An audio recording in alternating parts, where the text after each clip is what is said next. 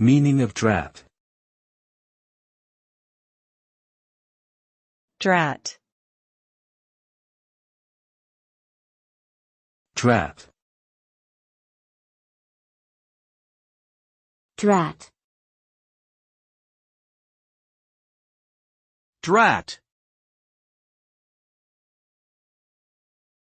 Drat is an interjection used to express mild annoyance or frustration.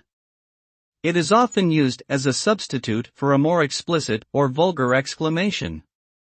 The word first appeared in the early 19th century and has since become a common expression in English-speaking countries. While its origins are uncertain, some speculate that it may have originated as a contraction of God rot.